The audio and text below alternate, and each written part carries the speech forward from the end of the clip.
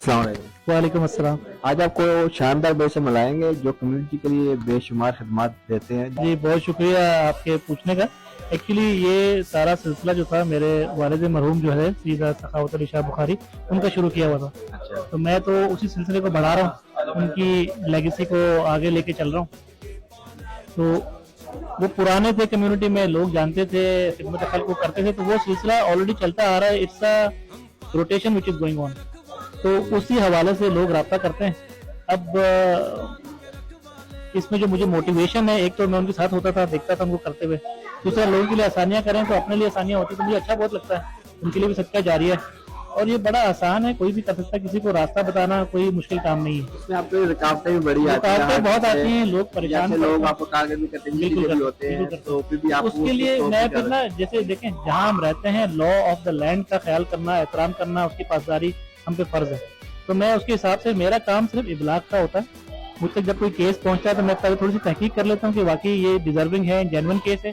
उसके बाद मैं मुतल्लिका इदारे जो हैं, वो मकामी इदारा हो या हमारी एम्बेसी हो, उनको इन्फॉर्म करता हूँ। उनको इन्फॉर्म करने के बाद फिर मैं सोशल मीडिया ग्रुप पे उसके बारे में सिर्फ पोस्ट लगाता हूँ। तो फंडिंग नहीं करते हम लोग, क्योंकि अलाउ नहीं है कानूनी तौर पे। तो हमारा कोई इदारा पहले था नहीं, सोशल क्लब हमारा गैर फाल था, अब एडहॉक कमेटी बनी है, अब इंशाल्लाह शायद वो कुछ करेंगे इस बारे में। तो मैं उन लोगों को, जो लोग मदद कर सके, उनसे कनेक्ट करता हूँ। मैं सिर्फ एक बीच में वसीला चीज है कि आवाज उठाता हूँ। आप इतना करते हैं, हर आदमी, हर कोई ये नहीं करता। लेकिन वो मैसेज करने से दो चीजें होती हैं, एक तो उनकी सपोर्ट हो जाती है, दूसरा लोगों को मोटिवेशन मिलती है कि जो लोग ये चीजें करना चाहते हैं, उनके दिल में है कि हम भी सारा दिन ऑफिस में बिजी हैं, किसी के लिए कुछ करें, लेकिन अच्छा यार ये तो बड़ा आसान तरीका है, हम भी ऐसे कर सकते हैं। तो इस तरह से, क्योंकि मैं एक दिन में सिर्फ मस्कत में होता हूँ, सोहार, सलाला, निज़बा, सूर में नहीं हो सकता, वहां पे जो लोग हैं मुझे देखा देखी में वो भी कर पड़ते हैं। तो इस तरह से एक सिलसिला बन जाता है।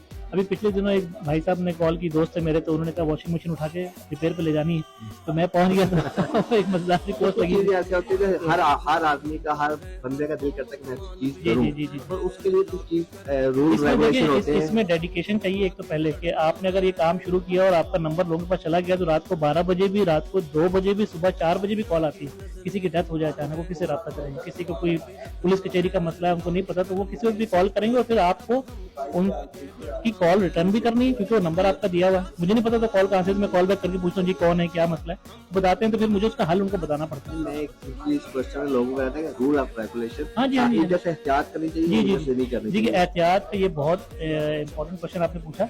किसी के लिए भी कभी भी फंडिंग ना करें। लोग कहते हैं कि किसी का इंतकाल हो गया फौरन पैसे जमा करें। देखिए, पहले तो फर्ज उनके स्पॉन्सर्स का है कि वो उनके ह्यूमन रिमेन्स को भिजवाएंगे। वो बीमार हैं तो उनका हॉस्पिटल का खर्चा, या कोई और मसला है तो उनके जो स्पॉन्सर्स हैं उनकी जिम्मेदारी है। अगर वो नहीं है तो फिर मुतल्लिका इदारा सिफारिश चेक करें। सिफारा कहते हैं एम्बेसी को, ठीक है। एम्बेसी से जो हो सका दिन में, उनके भी एक लिमिटेशन है, जो कुछ करेंगे। उसके बाद जो उनके एक्सटर्नल आर्म्स होते हैं, एक्सटेंडेड, वो हम होते हैं।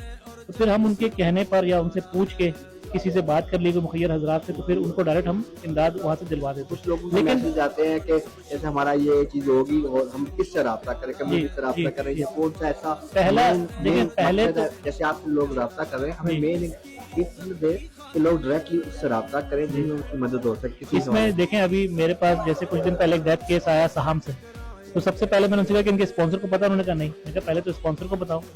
स्पॉन्सर को बताने के बाद फिर मैंने कहा कि कम्युनिटी वेलफेयर का जो डिपार्टमेंट है एम्बेसी में, उनसे रब्ता कीजिए कि आपको वो एनओसी देंगे।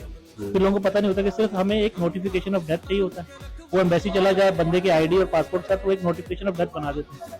उसमें लिख देते हैं कि पोस्टमार्टम करना है या नहीं करना है। वो पुलिस स्टेशन में जाके जमा कराएंगे, मुतल्लिका उस इलाके का जो है, आगे से आपको 3 पेपर दे देंगे, एक बॉडी के रिलीज का, एक आपकी इमिग्रेशन से डेथ सर्टिफिकेट का, और एक आपके तदफीन का या यहाँ से लेके जाने का। तो ये बड़ा सिंपल सा है, लोगों को पता नहीं होता।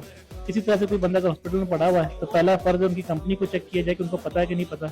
उनको पता चलेगा, फिर वो अगर सपोर्ट कर सकते हैं तो अच्छी बात है, नहीं तो फिर आप एम्बेसी से रब्ता करें, क्योंकि उनका फिर मुतल्लिका अफसर जाके चेक करता है कि वाकई ये बंदा वहाँ पे है, जेन्युइन है, इसको क्या सपोर्ट चाहिए, तो सपोर्ट वो करते हैं। तो पहला नंबर 1 ये है कि जो भी बंदा यहाँ पे बीइंग इन ओवरसीज है, उसका कोई मसला है, तो पहले उसके स्पॉन्सर को पता होना चाहिए। उसके बाद अगर कुछ मसला है, स्पॉन्सर नहीं कर पा रहा, तो फिर एम्बेसी से रब्ता करें। नंबर 2, ये चीजें जो लोगों को पता होनी चाहिए, वो लोगों को पता नहीं होता। सुनाई पे लोगों के लिए पैसे जमा करना शुरू कर देते हैं, ये कानून है, यहाँ पे जुर्म है, ये ना करें। लेकिन लोगों के लिए आसानियां पैदा करें, रास्ता दिखाएं, जिसकी जो मदद कर सकते हैं जरूर करें। ये तो एक नेक काम है। रसूल सल्लल्लाहु अलैहि वसल्लम की हदीस है कि खैरुन नास मन यनफा नास, आप में से बेहतरीन शख्स वो जो दूसरों के काम आए। तो जितना हो सके किसी की मदद करें। जी शुक्रिया आपने टाइम देने के लिए, ये मालूमात लोगों के आपका लिए शुक्रिया। फ्राम आपने जो किए हैं उनके लिए बेहतर है, क्योंकि बहुत आगे शुक्रिया। डायरेक्टली किसी को हिंट नहीं करेंगे, जी उस जी पर अमल करेंगे। जी। थैंक